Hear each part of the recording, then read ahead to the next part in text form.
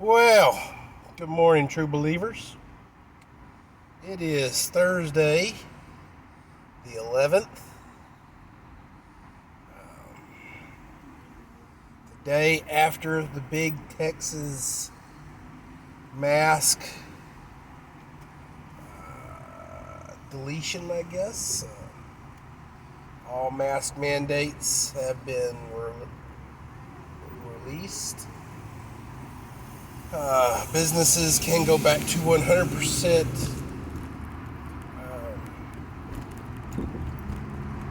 if they so wish. Restaurants, bars, blah, blah, blah, blah, blah, blah, blah, blah, blah. Well, honestly, I can't say that I'm experiencing anything different. Although I do not, monitor the local news probably as much as I need to. I did not see Hidalgo get on the news yesterday and basically call us Neanderthals and implement some crazy scheme on a local basis. So there you go. But what it seems is what should have happened in the beginning, instead of mask mandates and stuff like that, and business shutdowns and all manner of hair pulling and shit, we are now self-responsible. Businesses are controlling their own destiny. If they want to have masks, they can have masks. Schools, depending on what area you're in, are lifting mask mandates. In particular, Magnolia here in the Houston area, whereas HISD, Aldine, Klein, Tomball, Spring, blah, blah, blah, we're, according to what I know from Klein, are going to continue with the mask mandates in schools, but are going to do no mask mandates as of next year. Now, this drops everything down to a more personal level, whereas if you want to wear a mask, you can wear a mask. If you don't want to wear a mask, you don't have to wear a mask. Which is as it should have been in the beginning. They should have given precursors, told everybody that if you have pre-existing conditions, you probably should wear a mask, instead of just some global, insanity. Oh, everybody's got to wear a mask. People are fairly responsible for their own health even before the pandemic. I mean, I rarely saw it, but if somebody had, pre-existing conditions, they were, on chemotherapy or something like that, in which they had a busted up immune system, I seen them wear masks around town. Generally was the elderly and things of that nature. So, but if we had have done that, it would have been a lot more American to have, put the responsibility for one's health in one's own pocket, instead of, the insanity that ensued as of 2020. On other fronts, let's see.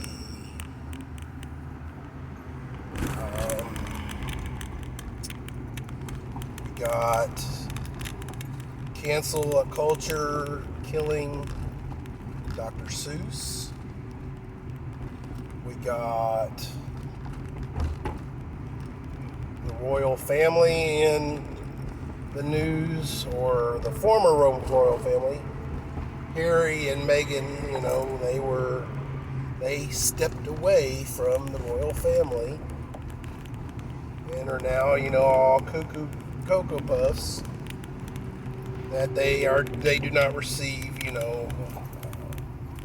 armed security and this, that, and the other, as if they were the royals. Okay, well, you stepped away from the royal family, so therefore you're no longer a royal family. Stating that Harry stating, "Oh my God, I only had, the inheritance from my mummy to get by and stuff." So, which he's not going to be quick to tell you that his inheritance from his mummy was $15 million. And up until the time he left the royal family, he never really paid for a damn thing in his life. Everything was given to him as a royal. So now he has to pay for his own, security. Blah, blah, blah. Whiny, whiny, whiny. Crazy, crazy, crazy. Why these are even news, I don't know. But, oh well, Harry and Meghan, they've got, Meghan is all, "Oh, I'm worried that, it's like, the Little Mermaid, I married a prince and they took my voice away." Oh, whatever.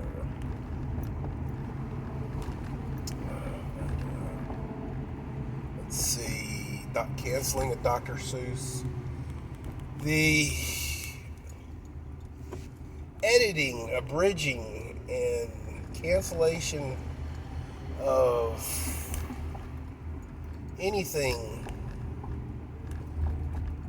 deemed, and I do emphasize the word deemed, offensive is crazy, to the point where they're canceling our own history, abridging our own history.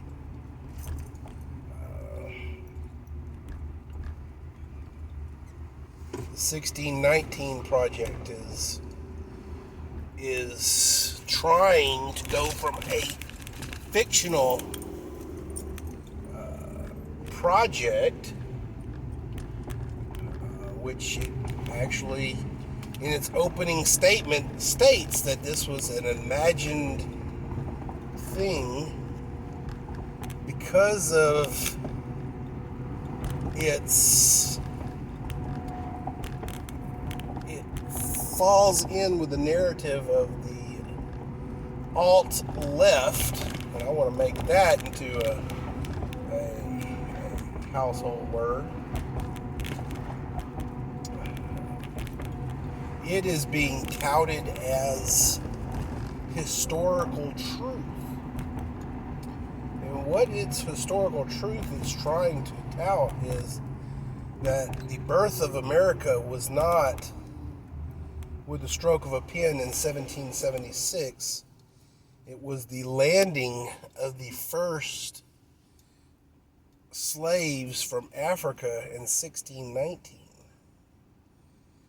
which, oddly enough, at that time, America was a British or a European colony. It had numerous different colonies inside of it: English, French, Spanish. Everybody tried to take a piece of America, until America decided to get rid of itself, rid of its puppet masters in 1776. So, how do you claim that America was born almost 100 years before it declared its own independence, simply by the fact that the British colonies and the other colonies needed manpower for their farms to become self-sufficient? Okay. a lot of people don't understand what slavery was. And I'm gonna start this sentence with, yes, slavery was bad, but slavery even exists today in other parts of the world, and nobody seems to care about that. Just the fact that America had slaves 200 some odd years ago. So, but I digress. Slavery was the machinery of the day. It was manpower. Before we had horsepower, before we had machines that would do the work of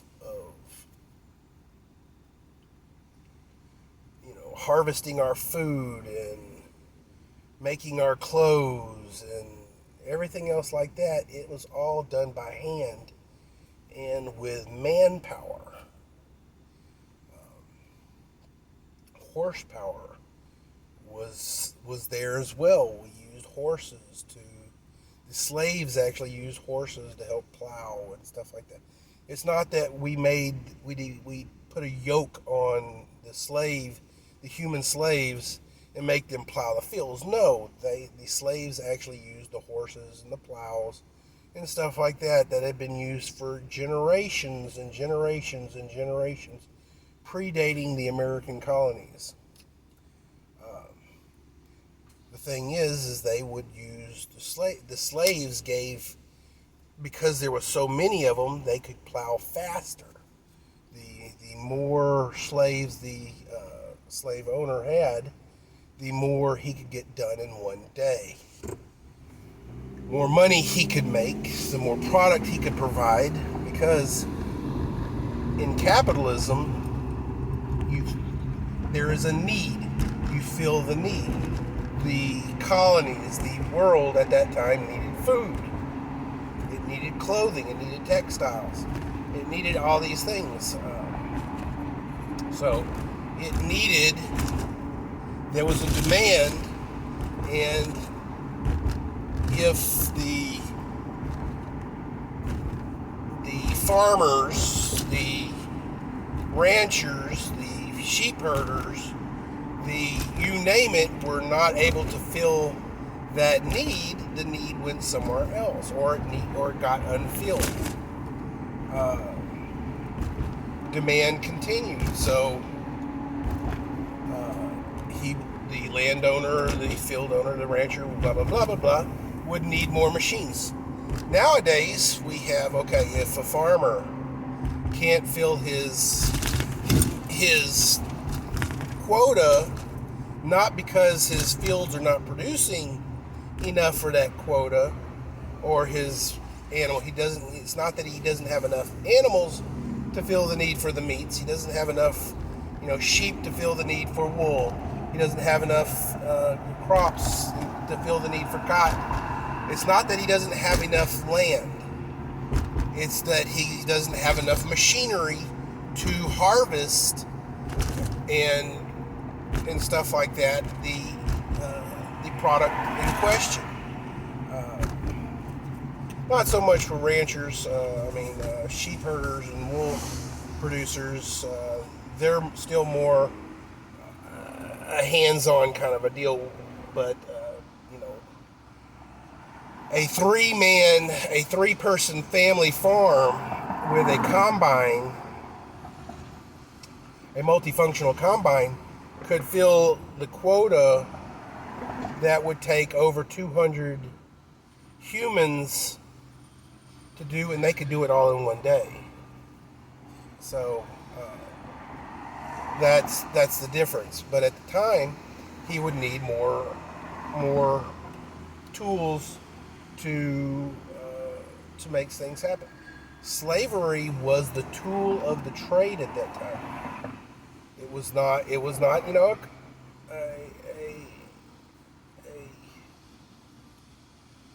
wanted thing. It was a need of the time. There was no technology. There was no combines. There was no tractors. There was horses with a plow behind them. There was things of that. But thanks to movies such as The Color Purple, where atrocities were the focus of the movie against slaves. The thing is if a slave was beaten to where it could no longer work, it cost the landowner money, because that slave was eating food and not working his day's work. So having a slave driver, as they were called, or slave master, whatever was the day's terminology, having one that was mean and bad and such was not a good thing.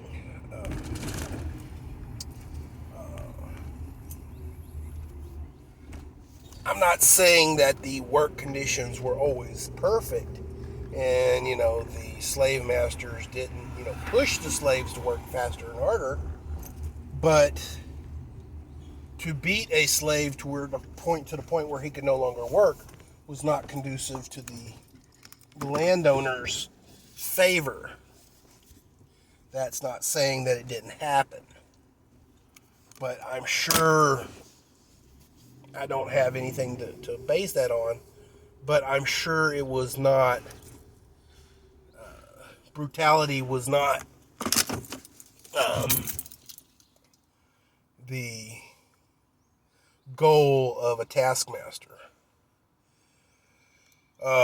We have, the movies like the Ten Commandments. We have recounts of the Bible, from the Bible, that slaves in Egypt were, treated harshly, okay, and whipped and stuff like that. I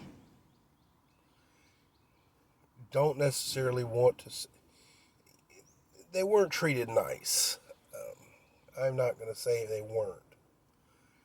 But again, the taskmasters of the day for Pharaoh wanted their temples, their obelisks, their cities, their roads, their stuff built in a timely fashion.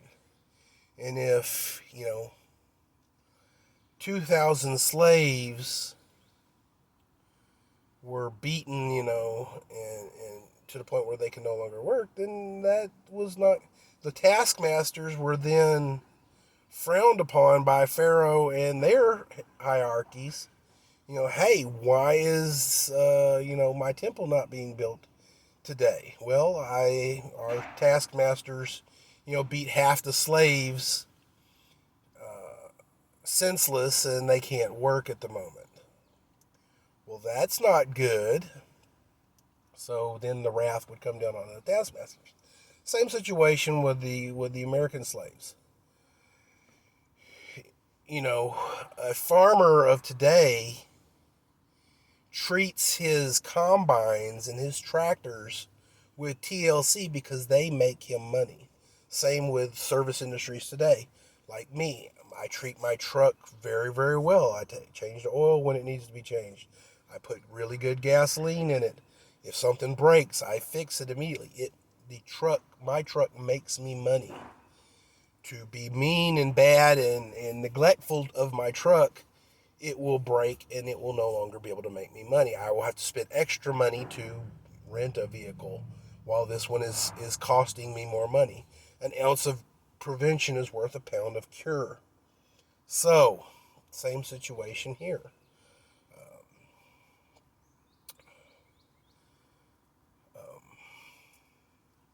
Eventually, technology would surpass the need for slaves, the need for sharecroppers, and stuff like that. After slavery was abolished, most of the slaves actually stayed on the plantations they worked on, because as actually sharecroppers, in which they would make a sum of the money that the crop would actually do. So there was an incentive then, not the slave master's whip or the taskmaster's whip, was they were making some money. So the slaves, why would the slaves have stayed on at a plantation or at a situation in which they were, treated illy? It did not happen. It was not a common thing.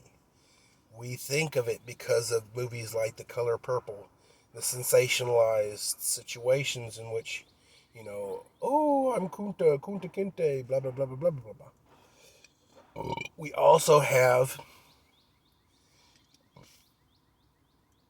black plantation owners who had black slaves. We had Irish slaves. We had Asian slaves. We had indentured servants, in which we had white people as slaves.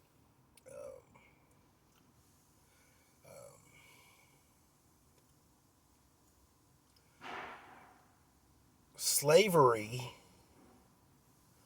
was, at the time, as common as driving a vehicle or owning a vehicle. If you wanted to be able to, produce a commodity, you had slaves. You bought a truck. Same situation. Um, but once the abolishment happened, people did not leave. It wasn't a mass exodus, as people would think. Oh, no, no, no, no, no, no, no. You had a job market with a specific skill set. You had all these people who had a specific skill set. They knew the property they were on. They knew the crop that they were to produce, and they knew how to do it. So why leave? They earn their money. They would then, off plantation, buy some land, set up their own homesteads and stuff like that. And they would, shuttle into the plantations and stuff like that, unless they were, of course, forced to live. They would, of course, start as living on the plantations because that's all they could afford at the time. The plantation owners, in conjunction with offering them a certain amount of money off of the crops, also offered them, a place to stay.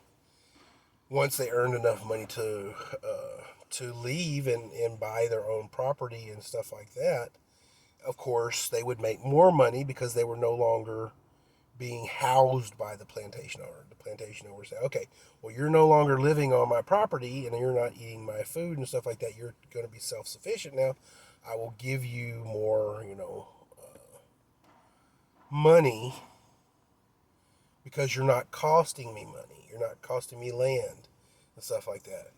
Therefore, the areas in which, the households and stuff like that could actually then be used for farming and stuff like that. So he was not having land allocations for housing and stuff like that. So he could then allocate the land to do more crops and stuff like that. You have to think of the plantation owners and the farmers and even farmers of today all as business people. They are trying to make a living, and that's how they made their living, is by producing a crop or producing, cattle, sheep, goats, whatever. They're producing a product. So it was not conducive to be mean or ill or to disable his property at that time. So I'm pretty sure I did a whole video about this before, but there we go.